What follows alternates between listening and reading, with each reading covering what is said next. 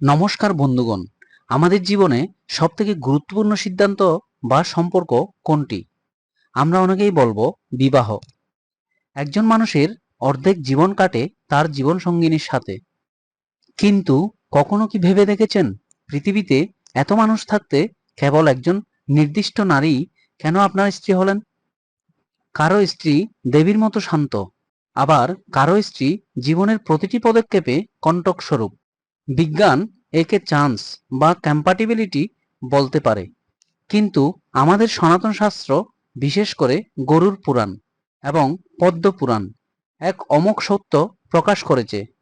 শাস্ত্র বলে বিবাহ কোনো লটারি নয়, এটি এক নিখুঁত কার্মিক হিসাব। আজ আমরা জানব আপনার স্ত্রীরূপে আপনার জীবনে আসলে কে এসেছে। সে কি আপনার অতীতের বন্ধু নাকি কোনো পাওনাদার? এই দীর্ঘ ও গবেষণামূলক ভিডিওতে আজ আমরা সম্পর্কের সেই গূঢ় রহস্য উন্মোচন করব। শাস্ত্রে একটি শব্দ আছে, ঋণানুবন্ধ। ঋণ মানে ধার, আর অনুবন্ধ মানে বন্ধন, অর্থাৎ যার সাথে আপনার কোনো দেনা পাওনা বাকি আছে, প্রকৃতি তাকেই আপনার সব থেকে কাছের সম্পর্ক এনে দাঁড়ায়। স্বামী স্ত্রীর সম্পর্ক হলো সব থেকে গভীর দেনা পাওনার ক্ষেত্র। গরুর পুরাণ অনুযায়ী স্ত্রীরূপে আপনার জীবনে 4 ধরনের আত্মা আসতে পারে। এই 4 ধরনের বিভাগ জানলে আপনি বুঝতে পারবেন আপনার বর্তমান দাম্পত্য জীবন কেমন। প্রথম প্রকারের স্ত্রী হলো আপনার পাওনাদার। ধরুন, গত জন্মে আপনি কোনো নারীর থেকে টাকা নিয়েছিলেন কিন্তু শোধ করেননি, অথবা কারো সম্পদ আত্মসাৎ করেছিলেন। সেই আত্মা এই জন্মে আপনার স্ত্রী হয়ে আসে আপনার থেকে সেই অর্থ উসুল করতে। এই ধরনের স্ত্রীরা সাধারণত খুব বিলাসী হন। আপনি যত টাকাই আয় করুন না কেন, তার পিছনে খরচ করতে করতেই আপনার জীবন কেটে যাবে। আপনি তাকে খুশি করার জন্য আপ্রাণ চেষ্টা করবেন, কিন্তু বিনিময়ে পাবেন কেবল অভাব বা অতৃপ্তি। আসলে তিনি আপনার থেকে তার পুরনো ঋণ আদায় করছেন।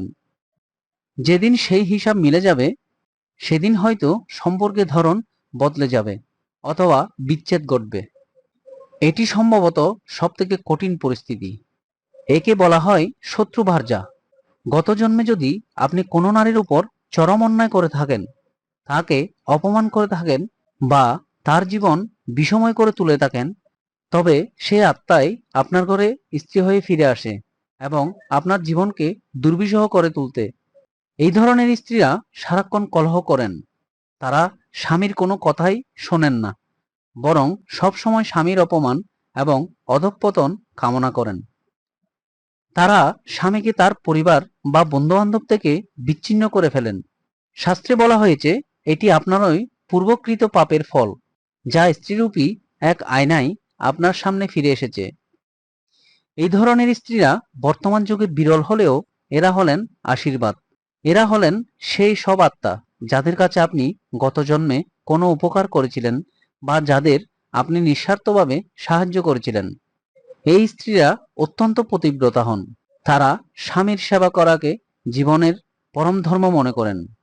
স্বামী দরিদ্র হলেও বা স্বামী অসুস্থ হলেও তারা ছায়ার মতো পাশে থাকেন। গরুর পুরাণে বলা হয়েছে, যে পুরুষ জীবনে অনেক পুণ্য করেছেন, তিনি এমন জীবনসঙ্গী পান যিনি কেবল স্ত্রী নন, বরং একজন রক্ষাকর্ত্রী হিসেবে কাজ করেন।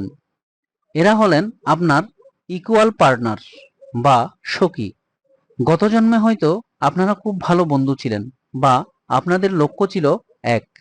এই ধরনের স্ত্রীরা স্বামীর মন বোঝেন। তারা যেমন শাসন করেন, তেমনি ভালোবাসেন। সংসারে তারা পরামর্শদাতার ভূমিকা পালন করেন। এই ধরনের দাম্পত্য জীবনের ঝগড়া হলেও তা দীর্ঘস্থায়ী হয় না, কারণ তাদের আত্মার স্তর প্রায় এক। অনেকে প্রশ্ন করেন, স্বামী ভালো হলে কেন খারাপ স্ত্রী পাই, বা উল্টোটা? শাস্ত্র বলেছে, এটি আমাদের প্রারম্ভ। আমাদের জীবনের সুখ বা দুঃখের জন্য আমাদের সাথী কেবল একটি মাধ্যম বা অছিলা মাত্র। আপনার যদি কোনো আর্থিক কষ্ট পাওয়ার কথা থাকে, তবে ভগবান আপনাকে এমন এক স্ত্রী দেবেন যার মাধ্যমে সেই খরচটি হবে। যদি আপনার জীবনে মানসিক শান্তি পাওয়ার পুণ্য থাকে, তবে আপনার স্ত্রী হয়ে এমন এক নারী আসবেন যার সান্নিধ্যে আপনি সব দুঃখ ভুলে যাবেন। অর্থাৎ স্ত্রী আপনার কর্মের ফল মাত্র। শ্রীমদ্ ভগবদ্গীতায় শ্রীকৃষ্ণ একটি চমৎকার কথা বলেছেন। তিনি বলেছেন যে কোনো সম্পর্কই স্থায়ী নয়, সবটাই মায়া। কিন্তু এই মায়ার মধ্যেই আমাদের ধর্ম পালন করতে হয়। স্ত্রী যদি প্রতিকূল হয় তবে তাকে তপস্যা হিসেবে গ্রহণ করা উচিত।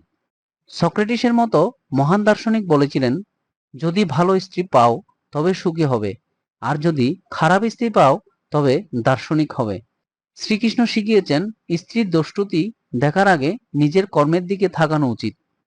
আপনি যদি তার সাথে ভালো ব্যবহার করেন তবে আপনার ভবিষ্যতে কার্মিক হিসেবে বদলে যেতে পারে। পুরাণে সতী সাবিত্রী বা মন্দোদরীর কাহিনী আমরা জানি। কেন একজন স্ত্রী পূর্ণ স্বামীকে রক্ষা করতে পারে? কারণ অর্ধাঙ্গিনী কথাটি অর্থ হলো স্ত্রীর পুণ্যের অর্ধেক স্বামী পান। যদি কোনো স্ত্রী অত্যন্ত পুণ্যবতী হন তবে তার স্বামীর অকাল মৃত্যু বা বড় কোনো বিপদেও কেটে যেতে পারে। কিন্তু এটি কেবল তখনই সম্ভব যখন স্বামীও সেই স্ত্রীর প্রতি শ্রদ্ধাশীল থাকেন। যদি স্বামী স্ত্রীকে নির্যাতন করেন তবে স্ত্রীর সেই সুরক্ষা কবচ ভেঙে যায়। সবচেয়ে বড় প্রশ্ন, যার স্ত্রী প্রতিকূল বা ঝগড়াটে তার কি কোনো মুক্তি নেই? শাস্ত্র বলে অবশ্যই আছে। যেমন ক্ষমা। আপনার স্ত্রী প্রতিটি খারাপ আচরণকে আপনার গত জন্মের কর্মফলের কিস্তি হিসেবে ভাবুন। আপনি যদি তাকে পাল্টা আঘাত না করে ক্ষমা করেন তবে সেই ঋণের হিসাব চটজলদি চুকে যাবে। নিঃস্বার্থ সেবা। কর্মফল কাটার শ্রেষ্ঠ উপায় হলো সেবা। আধ্যাত্মিক অনুশীলন। নাম জপ বা ধ্যান করলে আপনার ধৈর্য বাড়বে, ফলে সাংসারিক কলহ আপনাকে বিচলিত করবে না। আধুনিক মনোবিজ্ঞানীরাও বলেছেন যে আমরা সাধারণত এমন মানুষকে পছন্দ করি যারা আমাদের অবচেতন মনের কোনো অভাব পূরণ করে অথবা আমাদের কোনো পুরনো যন্ত্রণার সাথে মিল রাখে। আপনি যদি নিজের স্বভাবের উন্নতি করেন তবে আপনার জীবনসঙ্গিনীর আচরণও পরিবর্তন আসতে বাধ্য। বন্ধুগণ, স্ত্রীরূপে আপনার জীবনে যে আসুক না কেন, পাওনাদার হোক বা সখী, মনে রাখবেন তিনি আপনার জীবনের একজন বড় শিক্ষক। এই জীবন একটি পাঠশালা মাত্র। কাউকে ঘৃণা করে বা কারো উপর দোষ চাপিয়ে শান্তি পাওয়া যায় না। আপনি যদি আজ সুখী হতে চান তবে আপনার সঙ্গিনীকে তার মতো করে গ্রহণ করুন।